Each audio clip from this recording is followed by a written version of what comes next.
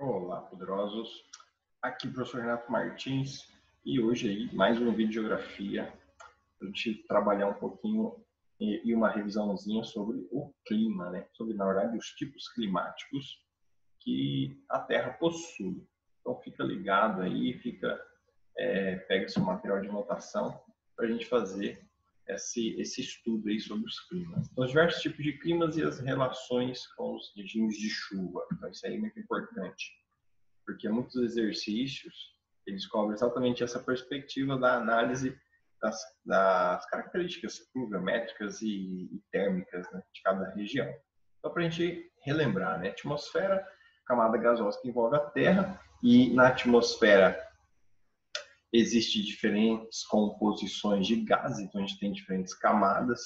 A camada mais importante, principalmente que está relacionada aí à dinâmica climática, é a troposfera, que é a camada que envolve primeiramente aí a Terra. Então, essa camada que você está aí agora respirando é a troposfera, então a camada superficial da atmosfera. E aí, dentro desse contexto, a gente lembra do tempo e do clima. Tempo é o estado momentâneo, então passageiro. Tudo que se altera de forma momentânea na atmosfera está relacionado ao tempo. Então, variação da temperatura, chuva, vento, tudo isso, insolação, umidade, está relacionado ao tempo. O clima já é uma composição da variação do tempo ao longo de algumas décadas, no mínimo 3 décadas, para a gente fazer uma análise da composição climática, que seria uma característica de uma região, em função das alterações meteorológicas, né, atmosféricas. Então, o tempo ele é mais dinâmico, o clima já é mais estático. Então, ele fica mais direcionado à regionalização das características e também dos ciclos das características meteorológicas.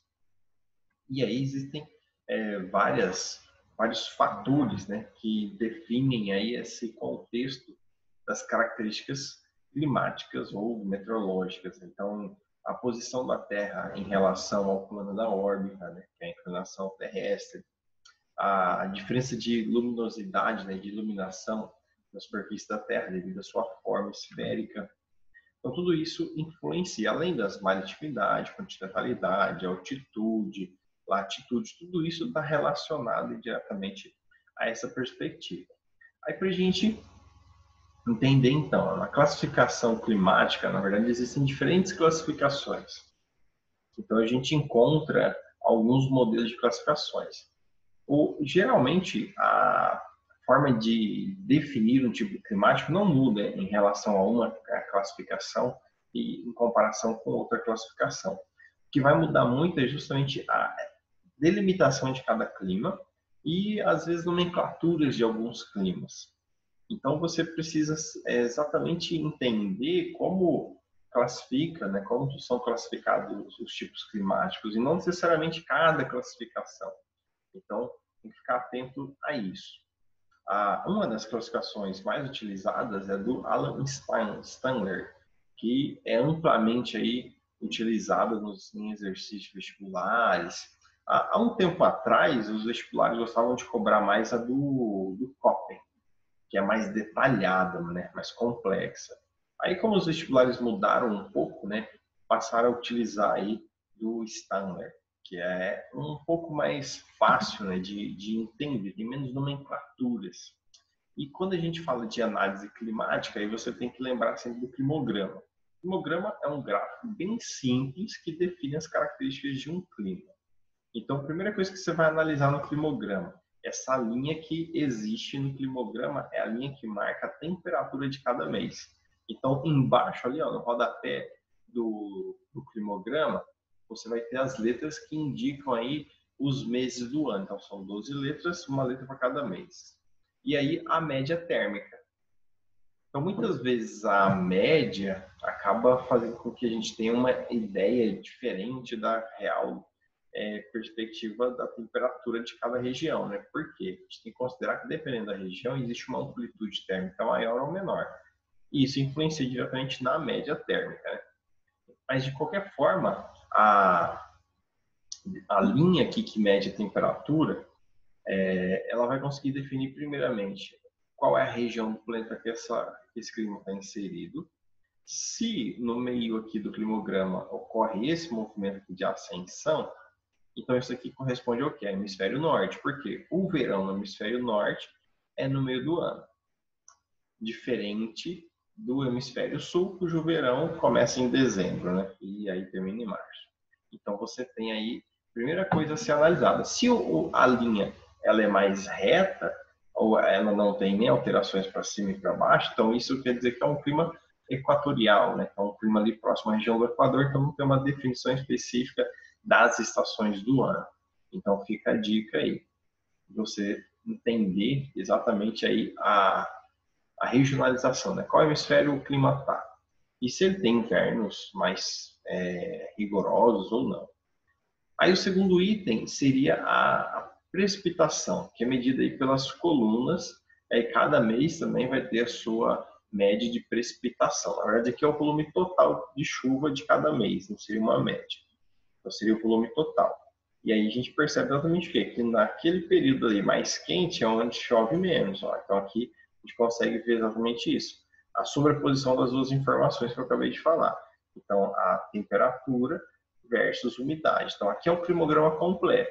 Então você olha o climograma, você vai saber definir se é do hemisfério norte ou sul, se tem inverno ou verão com temperaturas marcantes, como é a distribuição de chuvas ao longo do ano, qual estação do ano chove mais ou chove menos, e a intensidade dessa precipitação. Então, tudo isso está relacionado ao climograma. Então, todos os climas, eles se diferenciam uns dos outros em relação a quê? Em relação à diferença de temperatura e de umidade. Então, são esses dois componentes meteorológicos que caracterizam aí toda a evolução climática que nós temos. Esse climograma aí, para quem está curioso, é o climograma do clima mediterrâneo. Então ele tem ali, ó, apresenta a época mais quente do ano, que é o verão, é a época justamente que chove menos. O clima mediterrâneo, ele é um pouco exceção à regra, né? Porque geralmente em todos os outros climas, a estação do verão, que é a estação mais quente, geralmente é a estação mais chuvosa. Então perceba aí que os climas dependem de vários contextos, vários fatores, muitas vezes complexos, para conseguir ter uma real definição das suas características. Então, nós temos aí diferentes tipos climáticos, né, que envolvem o planeta Terra. Então, a gente tem o clima equatorial. Eu vou citar aqui alguns, só para a gente relembrar, e aí a gente vai passando, eu vou passando mais rápido, aí, só para a gente relembrar mesmo, né? E eu vou comentando, ó, bem superficialmente, cada um desses climas. O clima equatorial são duas características. Ele é quente e úmido o ano todo. Então, não tem oscilações, grandes oscilações ao longo do ano. Então, quente e úmido durante todo o ano. Primeira ideia do clima equatorial. E aí, a questão das latitudes baixas também, que é a própria nomenclatura do clima, né? Clima tropical. Ele tem duas estações bem definidas. Então você tem ali no inverno, o inverno é marcado pela estiagem, ou seja, pouca chuva, e o verão é marcado pela grande precipitação.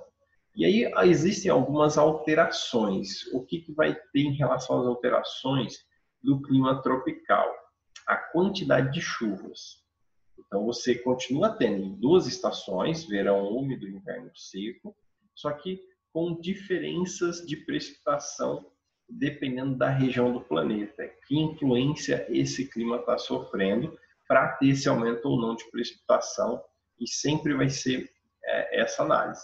Verão quente e chuvoso e inverno seco. Dificilmente faz frio, é muito intenso, né? Então as temperaturas mesmo no inverno às vezes acabam sendo elevadas. Aí você tem algumas influências, por exemplo, no Brasil, o clima tropical às vezes sofre influência das massa polar, e aí a temperatura tende a ficar um pouco mais baixa, mas via de regra é quente também o ano todo, e aí seria um clima semi-úmido, com grande distribuição em todos os continentes.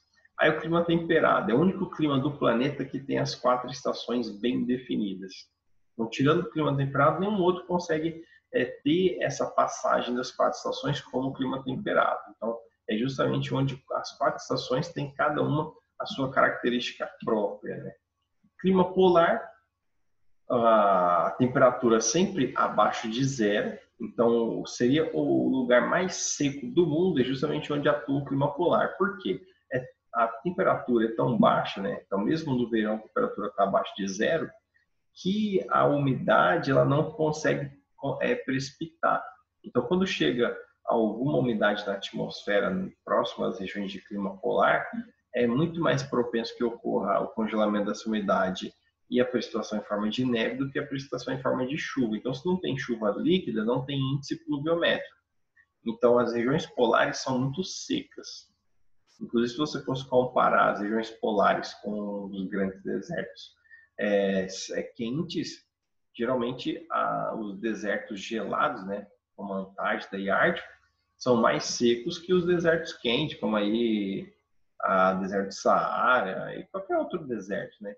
Porque nas regiões mais frias não ocorre precipitação. Então, se você pegar, por exemplo, aqui um climograma de um clima de deserto, um clima árido, sempre vai apresentar, nem que seja um mês do ano com um índice pluviométrico bem baixo, ali, às vezes 10 milímetros no ano, 20 milímetros no ano, mas ocorre a chuva. Agora no clima polar nunca chove. Então nós temos aí essa perspectiva, porque os livros antigos ele acabavam trazendo essa comparação de deserto. Então ninguém citava a Antártica como deserto, mas de alguns anos para cá isso começou a ser revisto e muitos teóricos começam a chamar então a Antártida de deserto. Nós temos que ficar ligado aí nessa perspectiva. O clima de montanha está associado muito justamente à formação de relevo, né? Então as áreas montanhosas são marcadas aí por esse contexto do clima de frio de montanha. Clima semiárido seria um clima de transição. Então ele está ali nessa transição de umidade entre uma área mais seca e uma área mais úmida. Então essa perspectiva caracteriza aí o clima semiárido. Aí nós temos o clima subtropical, que também é um clima de transição, só que numa perspectiva aí de um clima mais frio para um clima mais quente. Então isso também influencia, isso cria características específicas dentro desse contexto. E, consequentemente, a gente vai ter toda a variação no contexto de precipitação. Então, como eu já tinha falado antes, um dos fatores que influenciam muito a precipitação é o quê? A questão da umidade na atmosfera e a questão da temperatura. Então, esses dois componentes fazem com que ocorra essa definição das chuvas em cada região. Então, por exemplo, na região de clima equatorial é muito quente. Então, é muito comum ocorrer a chuva de condensação, a chuva convectiva. Então, é muito quente durante o dia, tem muita evaporação, esse vapor d'água acumula na atmosfera, condensa e chove na mesma região que ocorreu a evaporação. Então, isso no clima equatorial é muito comum. Chuva frontal, ela ocorre em diversos tipos de clima, principalmente áreas de transição, onde ocorre o encontro ou choque aí de frentes diferentes, né? Ou seja, uma frente é mais fria, outra frente é mais quente, e o encontro dessas frentes ou massas de ar gera uma instabilidade, principalmente se você tem lá uma massa de ar fria, uma massa de ar quente e úmida, aquela umidade, quando encontra uma massa de ar fria, ela vai condensar e vai gerar ali precipitação. A outra ideia, né, que é a chuva orográfica, chuva de relevo, é muito presente no caso do Brasil em regiões equatoriais, em regiões litorâneas, né? Tá falando equatorial, regiões litorâneas. O litoral do Brasil sempre tem ali, em algumas regiões, algumas formações que formam essas barreiras naturais, né, para o deslocamento da umidade. Então, jovens, a título de revisão, bem rápido e sucinta, seria isso aí para a gente entender esse conteúdo. Então, meu forte abraço e até a próxima.